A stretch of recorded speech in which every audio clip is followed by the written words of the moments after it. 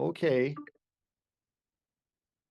Let's start this thing. So if you're brand new here, the way we do things in those mentoring sessions is that we go through the actual rules of the 3-5-A. We resume that since you already saw that in the course. We're gonna add a little bit confluence around those traits so you get more better result, better entry, better exit point, that kind of thing. And we're gonna do a little bit of live turning. So if you have questions, you can post them in the chat as well, so I can review them as well and answer them for sure. Just gonna take a quick peek at the chat. I'm new into mentoring sessions. Just watch the 3 videos from the Teachable. You mean the 3 videos about the 3-5-As or 3 videos? Because there's more than 3 videos in there for sure. So anyway, let's kick this mentoring session. So we're gonna review the 3-5-A rules of in the Elliott wave pattern. I'm just gonna share my screen over here. There you go. Open the chat. Everybody can see. Everyone can see my screen. Yeah, we got you. Okay, very nice. So the goal of the 3-5-A is to take the reversal pattern of an uptrend, right? So we have an uptrend. Let's draw just a quick uptrend just like this. The goal of the 3-5-A to snipe an entry on the way down. To do that, the Elliott wave must be valid. You must have a valid Elliott wave in there. If you don't, and you try to short an uptrend, this is not a good idea. Since an uptrend, you should always trade with a trend, with a few exceptions, and the 3-5-A is one of them for sure. So if you have a nice valid Elliott wave, you have better chance of your 3-5-A to be successful in the end. So the rules of the 3-5-A is the Elliott wave is that 2 cannot pass 0 like this one here. So 2 must be above 0. Usually the second wave is the first wave is retracing back to 61.8 or a little bit less, a little bit more, that kind of area. But if it doesn't mean that it's invalid if it's doing that, it just means that you have to pay attention to the other confluence around your trade to make sure that it's valid. So 2 cannot pass 0. 3 cannot be the smallest, like in this case, it's not the smallest. And you have to have the rules of alternation as well. So if the retracement of 1 is simple, then the retracement of 3 to 4 must be complex. What is a complex wave and what is a simple wave? I'm going to try to draw something. I'm going to show you an example in the end as well, so you guys can get a good idea of what is simple and what is not. Always have problem finding those drawing tools. There you go. So this is simple and this is more complex, right? I know I'm bad at drawing, but you get the idea. So you have to find a little bit more simplicity and a little bit more complexity in one of those waves so that the Elliott wave is still valid. So pay attention to those rules of alternation. Usually what I see in chat and what I see in the public, those are not present either. It's a judgment call. So sometimes you're gonna have to make a judgment call for you. And you have to be honest, right, guys? So if you don't see any complexity in your Elliott wave and you keep convincing yourself that you have complexity, then you're just shooting yourself in the foot, right? So be honest with yourself. If it's not complex, if it's not simple, if you don't have the rule of alternation, I mean, you'll find something else. Just be honest with yourself in that situation. So in that case, we have a nice impulse wave, which is 1, retracement wave, which is 2, impulsive wave, which is 3, retracement wave, which is 4, and a nice impulsive wave going to 5. When you see those, now it's going to be the time for you to fit those levels. A lot of the time I see chart in there, less in the premium chat, but more in the public chat, which have no actual Fibonacci on there. So pay attention to that. You need to fit those. This is one of the things to do to make sure that it's valid. People ask me, how do I know that if it's valid? If I don't see any Fibonacci levels on there, I cannot tell you if it's valid or not. So the two tools that we use to validate those things are the trend-based Fib extension tool and the Fibonacci retracement tool. The trend-based retracement tool, the trend-based Fib extension tool is used to plan your fifth wave, to know if the fifth wave arrive at the right level, and to plan your take profit. So in that case, when you see those type of move, you want to validate this thing, right? So the rules are nice, they are there. Now you want to use the Fibonacci trend-based tool from 0 to 1 back to 0. And the fifth must arrive at one of those levels. Like, what is arriving at a level? Is it bullseye on it? Sometimes no, because you will have a little bit of volatility in those levels, but you need to see reaction to those levels. You need to see it, even if it's over here, it's still valid. If you have a nice big push reaction, It's still valid. You have a valid Elliott wave in there. So if usually we can see the fifth going to the 261.8 or the 361.8 to a nice extension of that fifth wave. Yeah, so you can see that the 161.8 getting hit like those one, and I know Craig has shown a lot of those 161.8 getting hit. Usually when the 161.8 is hit and you don't expect it to go higher than that, the 161.8 the one wave is going to be a shallow retracement, so not to the 61.8 retracement of the one wave. So if you take a Fibonacci retracement tool from 0 to 1 back to from 0 to 1, you can see that this one is a shallow retracement. If the retrace goes to the 61.8 or a little bit deeper than that, usually, not the rules, but usually you can expect the fifth wave to be at the 261.8 or the 361.8 of those levels, a little bit more like this one here. So those are the actual rules of to validate this thing. Now, when you have a valid Elliott wave, the next thing to do for you is to wait for 8, right? Because you let's just return to the fib level. There you go. I'm just gonna push that over here. You want to wait for 8. Another tip for you guys: usually the fourth wave, when you fib using the fib retracement tool, you fib the third wave. The fourth wave is usually retracing between the 260, the 236, or the 382. So those are kind of the level I like to watch, and the 382 I have a sweet spot for this one. When I see a nice retracement of the third wave to the 382, for me it's a good sign that this one is really a nice Elliott wave for me to trade. So that's a bonus point if you have that in your Elliott wave as well. Now you want to wait for the ABC correction, which is going to do some things like this one here. So we see here a nice head and shoulders pattern. So this is basically what we're trading in the 358. We're trading a retracement, and we're trading a nice head and shoulders. And what I usually do, I took a trend line. I take a trend line to the 2 and the 4 wave. What I see right now is break of price action. This is weakness in the uptrend. You want to see weakness in an uptrend if you want to short an uptrend. You want to see those type of events during your trading. So, and if you have a retest of that level, it's a super nice confluence for me. If the B comes into and your entry is coming into the junction of the trend line and the 61 is right about there, then it's a good confluence for me. So next thing you want to see, when you have a valid A and you see the price coming back up, you want to take your Fibonacci retracement tool from 5 to 8 back to just 5 to 8, and your entry is going to be at the 61.8 of that level. Why the 61.8? Because this is the strongest reversal point on the Fibonacci scale. Strongest level is the 61.8. And for when you see it now, the price come to B and is retracing back down. When it cross A, okay, let's go back a little bit.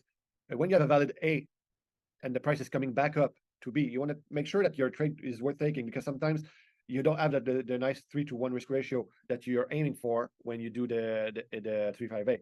So to do that, to make sure that the trade is worth taking, then you want to use a trend-based fib extension tool from 5 to 8 back to 5, and you want to aim for the 161.8 of that level. In that case, we have a 305 risk ratio, which is nice. It's a nice risk reward. So we're going to go forward into that trade. When you have a valid B, price it, because B can be here, but it can also be here, right? If we have a valid B like this one here, and price is coming down, crossing A, 2 things is going to happen in your mind. 1, it's time to plan my final take profit, and 2, it's time to switch my mindset to charting to protecting your capital. So in that case, when the price comes crossing A, the stop loss should go at a swing high, like this one over here, as close as possible to the break-even point. If you have a nice snipe entry, of course, you bring it to break even. But if you don't have a snipe entry, you bring it to the swing high of that level. And now you take, to plan your final take profit, you take your trend-based fib extension tool from B to A and back to B. And now you aim for either the 161.8 or the 261.8. Which one? What I like to do is I take the trend-based fib retracement tool, and I fib the whole wave from 0 to 5, and the closer level, the one that is closer to the 61.8 of the whole move. In that case, it is the 161.8, because it is closer to the 61.8 of the whole move. I'm going to aim for this one over here. which is going to still be a 3-to-1 risk ratio or around that, right? So you go. So as soon as the price come again, cross A, take profit. It's time to plan your take for profit, and it's time to remove some risk of the table so you don't get wrecked if the price doesn't go your way. Those are the actual rules of the 3-5 ace. Do you guys have any questions about those rules? See, I have some question maybe in the chat. When looking for Elliott wave, how far do you go? Do you like to go to find it? What do you mean how far? I mean, they are everywhere on every time frame. So usually you don't have to, if they are there, they are there. You see them. While you speak about fib, when I said the fib extension, almost every time there are some reaction, either some mid levels or one major 3-4, 3-5. What to look for? Can you also trade with when fibs are bad? I don't understand quite your questions there. Craig usually stick to the fib level for sure, so he doesn't trade when the fib doesn't say that the trade is good. I have a question about the A wave. Is there a rule about it passing 4? It's not a rule. I know we saw that, and usually take example the RDND that we signals yesterday. The actual price action got into the price region of, so that the A passed a little bit the fourth wave. Let me just remove that. I'm going to show you what I mean by that. It went to that region over here. Is it invalid? Not at that level. But if price is doing this, the A is actually a C in that situation. So it's not a rule that A must not cross. When A cross 4, it's pretty much invalid. But it's a good sign of warning that you need to pay attention to those levels.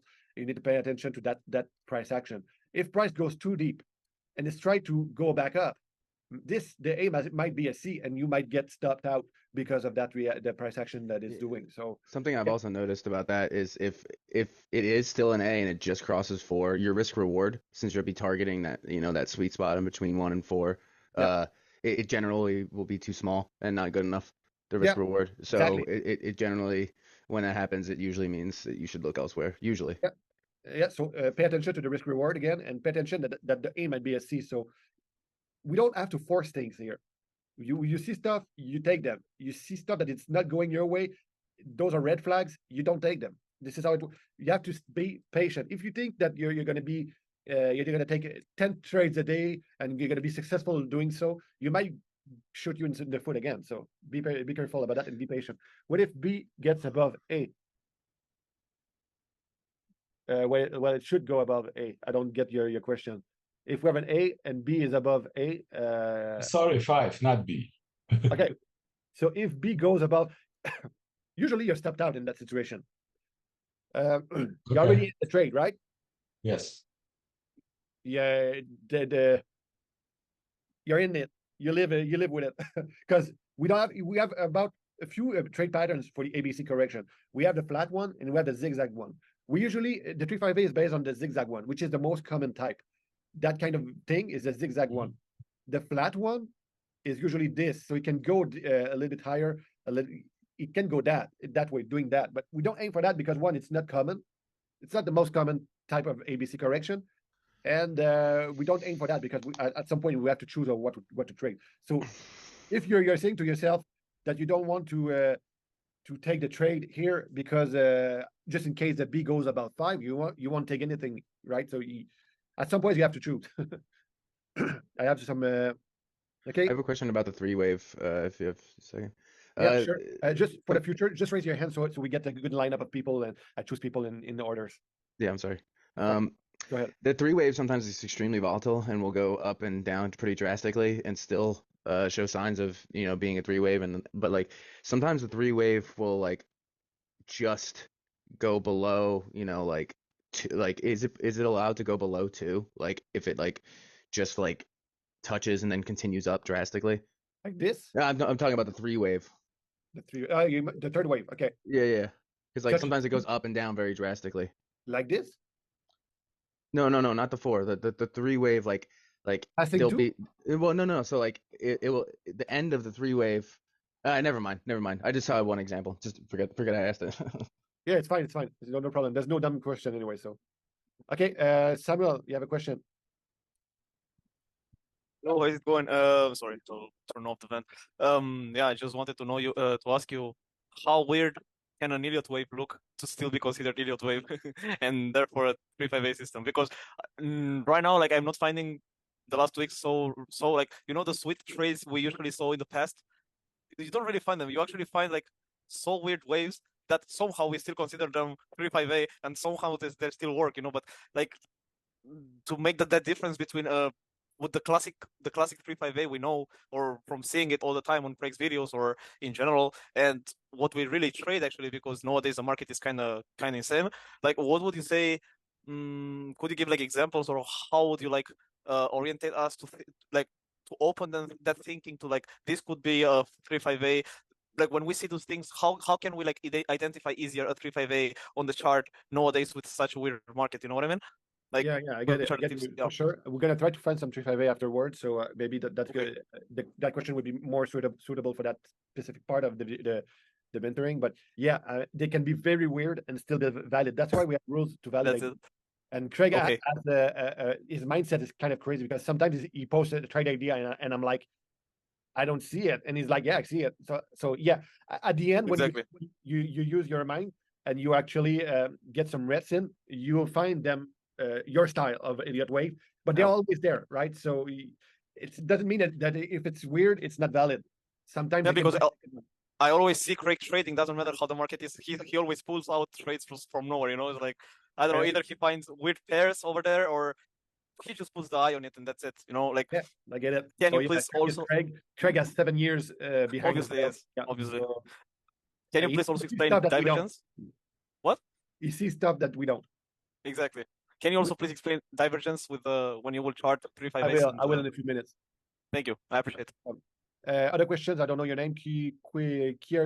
Hey, Jay. My name's Kieran. Okay, nice. Yeah, Go with the when the 5 line reaches the 61.8, how much lenience do you give to it? Because in all the examples, it touches near enough perfectly. But when you're looking at a trade, Yeah. what's like the give or take range you take from it? Like, how far away would you say is too far away, or like close enough to still count? What do you mean? Because the B wave is the entry at the 61.8. The 5 is not. No, when because you're looking for the 5 for what's the word I'm looking for? Like when you do the Elliott wave, when you place your fib, you want the 5 to reach a 61.8. The 261.8 are the ones. Yeah. Okay. Yeah. What's where would you consider like too far away from the line for it to not? You have Not to use good. your judgment and see reaction. We don't Okay. see. Sometimes you have specific levels getting hit, like 261 at bullseye on it, and you're like, yeah, this is a good trade. And sometimes you're a little bit over it and a little bit under it. Now you have to use do you see reaction? Because everything in trading is a judgment call in the end. Levels sometimes are going to get hit bullseye on it, and sometimes it won't. So you have to use your capacity of reflection and of thinking to see, is it reacting to those levels? I'll show you example in the end of reaction. But yeah, you have to see candles reacting, which is wicks on the candles, which shows reaction to those levels as well. Even if you draw lines to support and resistance on the chart, the way you classify those support and resistance is when you see reaction. It's not a specific level. Sometimes it's a psychological level, like 26,000 on Bitcoin is a psychological level as well. So Yeah. I'll show you some example, but of course, if it's not reacting to the level and it's hanging in between the 261.8 and the 361.8, now you have a question to ask: is it valid? And usually, it's not when you have that kind of thinking. Cool. Yeah. Thank you. You're welcome. Hey, Andras. Joe. Sorry, Yeah. I don't know how to put my hand up here in the Okay. line, but I got a question about your 3 to 4, your confluence on 4. What was the numbers you're looking for 4 to hit? 382 on the retracement tool. That's actually in the advanced. If you look on books of Elliott wave, those are the level that usually the fourth wave is hitting. Okay, and that fib retracement's from 2 to 3. Yeah, you got it. And this is not a rule, right? It's just added confluence. Yeah, I was just curious because I know that some people they use that the TC1 from wave 4 to 5 as well.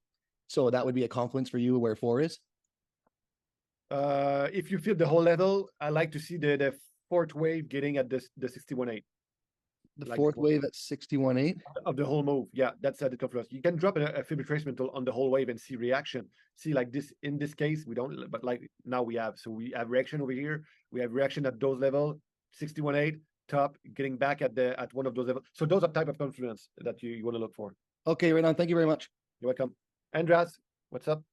Hello, I have a question about one setup that I just made and lost, and can I just send the screen in the chat and for you to look Yeah, at I'll it? take a look afterwards. Is that Okay, okay for you? perfect. Very nice. That's it. Thank you. Okay, good. Oops, sorry, I click your. Very nice. Okay, Andreas, 1, 2, 3, 4, 5. You lost that. Yes, I just lost it like Yeah, but 10 I'm missing minutes ago. information on there. I'm missing your. Okay, I want to see the RSI because I trade usually I like to see divergence of price. Okay. So yeah, I'm gonna show you some stuff in there that probably gonna help you with those type of thing as well. Okay, perfect. The fourth wave usually is a zigzag wave. The fourth wave usually is a sideway motion a little bit more going down, but it's not a rule. So we don't aim for. We have sometimes to choose the type of information you're looking for. If you choose too much time, like too much thing, like you're going for a zigzag pattern on the A wave, the fourth wave, you might getting paralyzed by over information. So pay attention to that. You want to stick to rules that are important to you and that are important for the strategy to be successful and valid. If you apply too much rules, like I want the MACD to be doing this, I want the RSI to be doing that, I want this, you're going to miss trade because it's going to take so much time for you to actually analyze those information. The trade might already be gone. So stick to the rules of the 358. Right now, the fourth wave going into zigzag, it's not one of the rules. So very nice. Okay, let's do some live charting. I think you guys love those type of things. So I'm gonna remove this. I had one yesterday on on Aave. So but it never reached entry. So we have 1, 2, 3, 4, 5. 5 hitting the 361.8 bullseye on it. I was waiting for the retracement, but the price came straight back up and almost hit the full profit without doing any retracement. So that's what I was talking about when I told you guys, watch out for A to not be a C. In that specific case, even if even if it didn't retrace yet, for me that's a complete C. I'm not gonna wait for an entry over here because I might get stopped out like I almost did right now. So yeah, pay attention to that. If you see a nice strong push up as your A wave and you're still waiting for the B wave to happen, you might get stopped out on that. So that was one I was looking for yesterday. That didn't happen, unfortunately. Do we have something on ADA? ADA is weird. That's weird. So what I like to do right now, usually is I like to draw some lines so you can zoom out a little bit, see that we might be in a new uptrend on algo because we have a higher high and a higher low. So trying to see just where the things might go and to add confluence on that. So right now I don't see anything. 1, 2, 3, 4, 4. No, nothing here to see. On the 15 minutes, you can jump in into 5 minutes and 1 minute. I know Craig is trading sometimes 1 minute. For me, that's too much stress for me. You cannot bear those levels. Ape is going into strong downtrend. Okay, 1, 2. Do we have something here? Let's flip this one here. That looks like a one wave. 1, 2, 3, 4. We could see some things like this on Ape, but we're not seeing it right now. So I'm gonna put an alert over here to see what is going on with that. When you draw a trend line like this one here, going from a downtrend to an uptrend on Ape. So we have a downtrend, you're coming to an uptrend and breaking that trend. Now it's time for you to look at an Elliott wave when you see a break of a trend like this one here. And if I take the Fibonacci, it's 0.5, my guess. Yes, it's 0.5. So we have a shallow retracement of the one wave, but still we already passed the 161.8. So 261.8 might be the level I'm going to look at. Yeah, I'm going to watch that, but there's nothing right now I can do on that as well. Sol, you want me to take a look at Sol? Let's do Sol. I have a quick question about that last one you were just looking at. There was a wick on 4 that went significantly higher than what you labeled as the potential 4. Are you ignoring that? Here. Yeah. Right now, I don't have anything valid to trade. So right. Yeah, you're just okay. Thanks. So I'm going to readjust when I see other movement, because right now, of course, this could be the fourth wave, but I have right now it's not valid, so it doesn't worth my time to continue analyzing it. But if the price come crashing back down, hitting my actually alert, I'm gonna take a look at it again. So let's do Sol on 15 minutes on what? Okay, Sol is in downtrend. we have a downtrend here. Uptrend coming to a downtrend, coming, nope, we got rejected, so no higher highs. If I zoom in, 1, 2, 3, 4. It's weird, but let's fib it. If this one is 1, 361.8 is hit. The volume does affect the actual Elliott wave because on the weekend you have sometimes bad reaction, bad trading because of that. The low volume usually can break a pattern quite easily. So that's one thing to look for sure. So we have the 361.8 getting a hit on that, but 1, 2.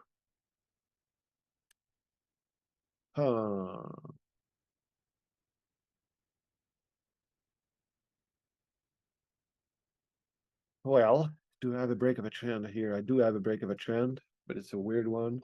Do I have a 61.8? Because you want to use confluence on your trade. So right now I'm looking for confluence because this one might be a good thing, but it's not lighting anything in my head right now. So I'm gonna fit this level here, that wave, to see if the fifth is not arriving at the actual 61.8. It's not at the 61.8. It's close, but it's not. So that means that the price, I don't have the 61.8 of that move as a confluence. So that means that if I fib again that level over here, price could continue to go back down. There's nothing for me to take on this trade, and you don't have any divergence of price. Well, you have maybe a little. What I like to see is that on the third wave and the fifth wave, you have oversold on the RSI. Right now, it's on the third, but it's not on the fifth. Usually, you like to see those type of events. So you see oversold on 3, oversold on 5, which a nice a nice push down on the fifth wave as over trend exhaustion, as Craig likes to call them. Right now, we don't have that much of a exhaustion on the fifth wave. A nice clean wave, a clean candle going, grabbing liquidity. We don't have it right now. Yeah, we have a little divergence. We still have a divergence, but what I like to see. I like the third wave to be oversold, fifth wave to be oversold, and a divergence on top of that as well. Justin, okay, when you see this is the InnovaTrade Pro indicator. When you see those lines, the green one shows overbought, the red one shows oversold.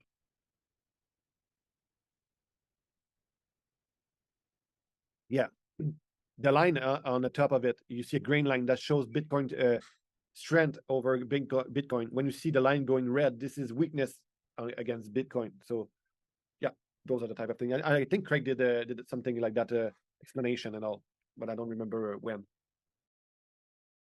On this same chart on Femex, the Fibonacci, the 5-wave hits the 4.236 exactly. Yeah, but we don't trade Just those the 461.8. We don't trade those usually, and Femex is kind of all over the place for as far as the price action goes. So I don't think I would trust Femex to have better actually liquidity than other exchanges for that specific thing. So yeah, so could be, but I'm not taking anything on that right now. I don't like there's so much gap over here for that trend line. It could go back down and actually invalidate that thing. I would look for an overbought on 3, overbought on 5, oversold on 3, oversold on 5, and a divergence, which could be nice. And even if you have shark divergence, which is the price action coming out of that MACD line and coming back up, and another at the fifth coming out of that line, coming back up, that's a shark divergence that Andrew likes to trade. You wanna pay attention to those as well as confluence. In that type of market, you need confluence, guys, around your trade. If you think that you're gonna get a good trade just by drawing lines, like this one here, you have 5 wave and you think that it's valid, you're taking that, and you might get stopped out. So pay attention to confluence. Confluence can be divergence of price on RSI, overbought, oversold, 61.8 of the previous move, just like we did over here. So if I take again my 61.8 of the previous move, this move here, we didn't hit the 61.8. If the fifth would be at the 61.8, that's added confluence. You have trend line like I draw over here, which is a confluence if price comes back down to retest it. And if you have a channel as well, then it's confluence as well. Thank you, John Monzo, to share my screen again. If you guys want to take a look at the screen that John Monzo just shared in the chat, you'll see that I have already posted those type of thing in as far as confluence and the checklist, if you cheat sheet, maybe a little bit, if you want to take a look at that as well. Okay, let's go back up to see other.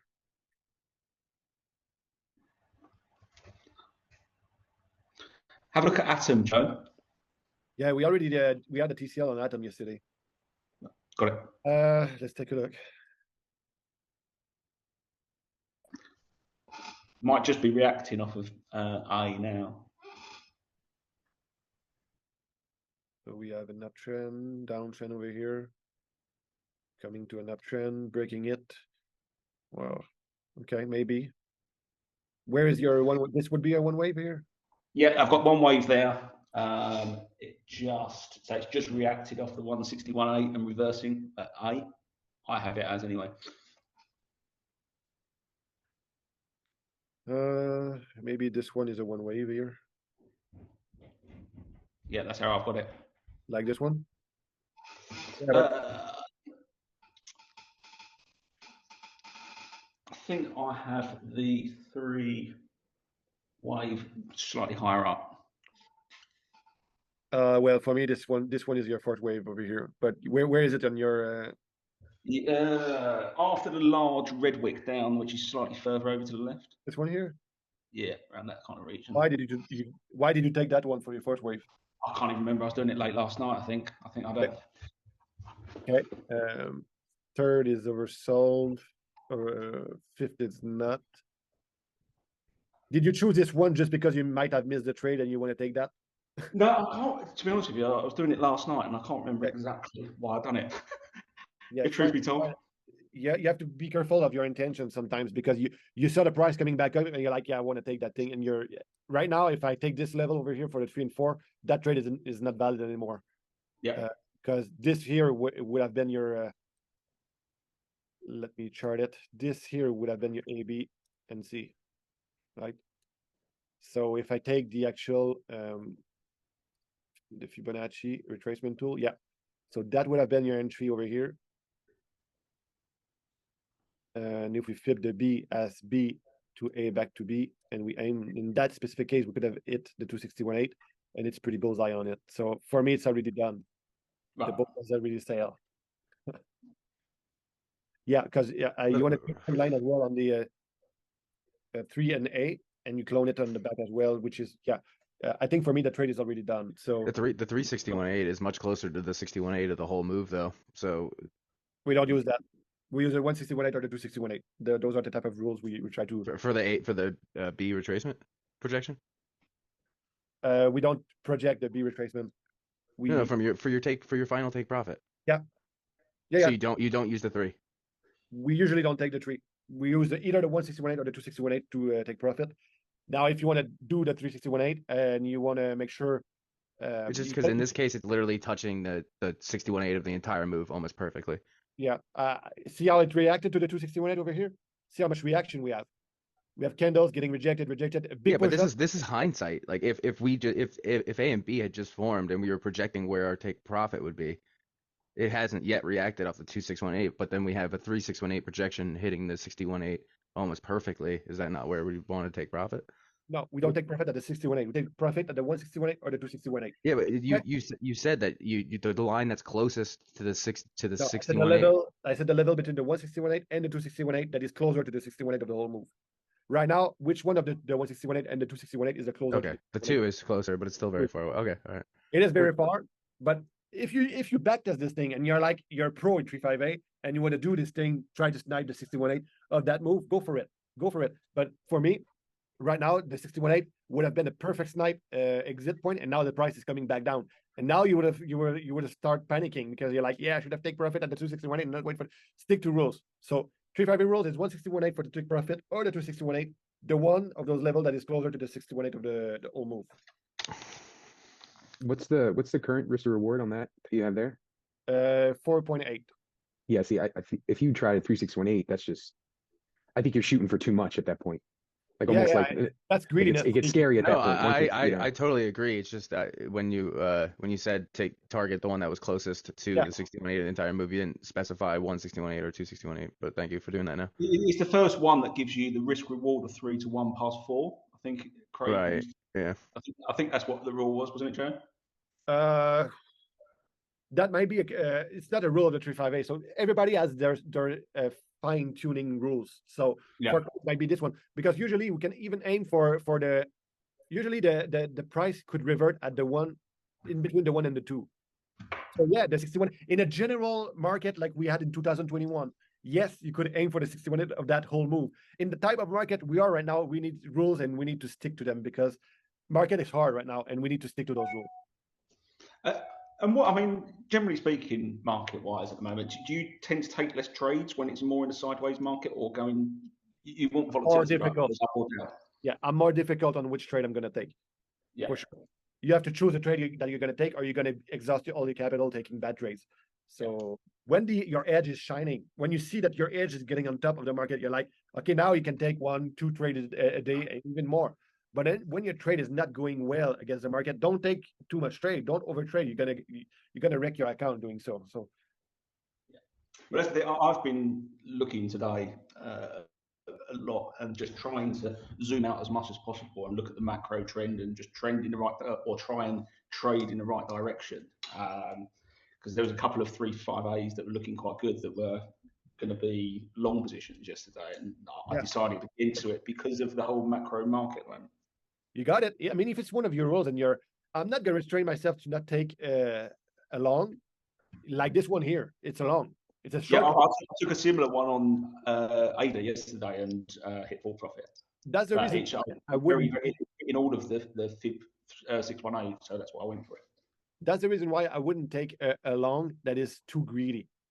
If you take a long right now in the bearish market that we're in since the beginning of this week, make it a quick one. Don't be greedy. Take your profit. Don't leave it on the table and move on. If you have other stuff, the only way I've had like 9-to-1 risk ratio trade on the previous type of market we had.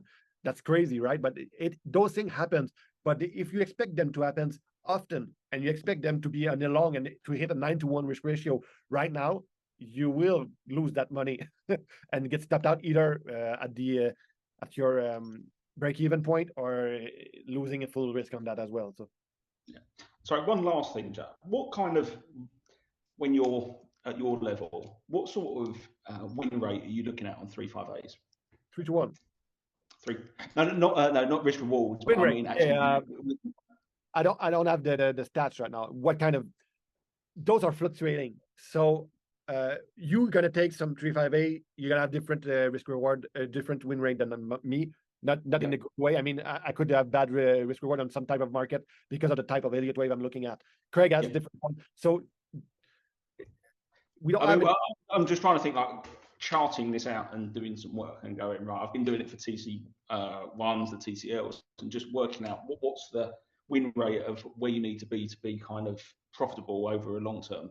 You can be as low as 25 to 30% win rate on those strategies and still be profitable. So that's the good thing. That's reassuring because you will lose in those markets. You will lose often in those markets, and you can lose often and still come up on top when you have a good risk reward strategy. If you keep changing a risk, you're like, I'm going to do 100, like Craig said on his video, and I don't know if you reviewed his videos on YouTube. If you're going this one, I'm confident. I see that like all the time on public. People are like, yeah, I risked like 50% of my account on this one. Why did you do that? Because I was confident.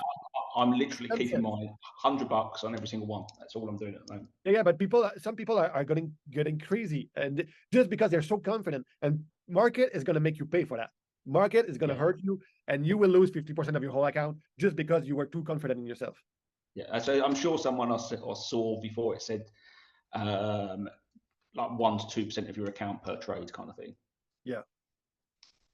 I'm going to shut up now. So yeah, I'm just going to mute you. Okay, it's 1 or 2% of your account. So 10% is when you have a very small account. And Craig, I know he spoke about that a little bit on the, but it shouldn't be a regular thing. You should risk 1 or 2% on your regular strategy. That's why I literally put 10 grand in my account and just doing $100 a time.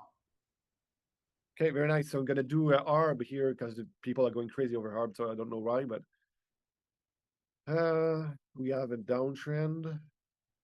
Yeah, still in a downtrend over here. Still in a downtrend. 1, 2, 3, 4, 5. Okay. Either a downtrend or an actual triangle. What is that level? Okay. So we might have one over here. 2, 3, 5. This could be good, or this one could be even better because it's more complex. Yeah. I'd wait to see the reaction on that 260.18 level, because it could go back down to that level over here and hit the 361.8 and come back up. So 1, 2, 3, 4, 5. Okay, 4 is at what level over here? 236. Okay. Do I have other confidence around that trade? Do I have the divergence of price? I have oversold here. I don't have divergence that much, and I don't have both oversold, so that means price could still go back down. If you draw a trend line over the top of 2 and 4, we'll see for odds what it's gonna do. This is a good thing, right? It's right now we don't know, and since we don't have a valid Elliott wave yet, we're gonna wait for that to happen to make sure that we have a good trade, and we're not getting wrecked on this one. So wait up, put a reminder when price cross that thing over here, or put an alert and move on with your day and wait for the alert to be triggered. Do you have any advice for building your watch list? Yeah, top 100 coin again. Can you be greedy in a short?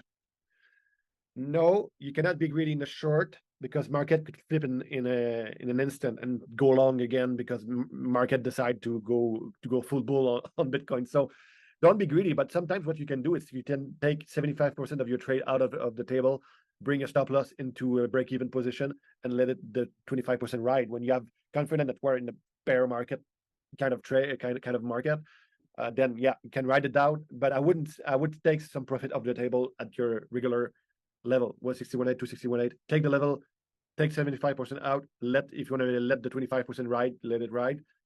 But as for me right now, I'm taking profit. I'm gonna find something else. The market is so uncertain. I'm gonna take the profit and leave with my profit in my pocket. No, I did not test the stop loss. The rules of the 358 are there to stay. We're not playing with the other levels for the stop loss. No. Other stuff.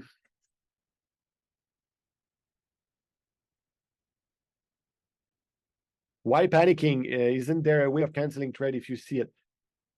I think you might be pretty new to trading, because it's gonna mess up your mind sometimes, and you gotta be panicking sometimes for sure. If you didn't taste that medicine, you will soon enough. You don't want to be panicking. You wanna take in all the advice about your mindset as possible. But sometimes it will impact your emotion, and this is when it's going to be dangerous, because sometimes you're going to say, "Yeah, I'm going to remove that off the table," and soon enough, it's going to go full profit on you, and you're going to be, "Damn it, I missed that one." Now you're going to be reckless. You're going to be a little bit more reckless on another trade, and like I'm going to regain back my loss and going to get back into one trade. And now it's going to stop you. And you're gonna, yeah, so I don't gain on the win ones, and I lose on the losing ones. So that's the reason why you have to set rules and to be consistent. You have a question about the TCL Max. The TCL Max testing goes pretty. We don't have any data right now on the TCL Max. I've been working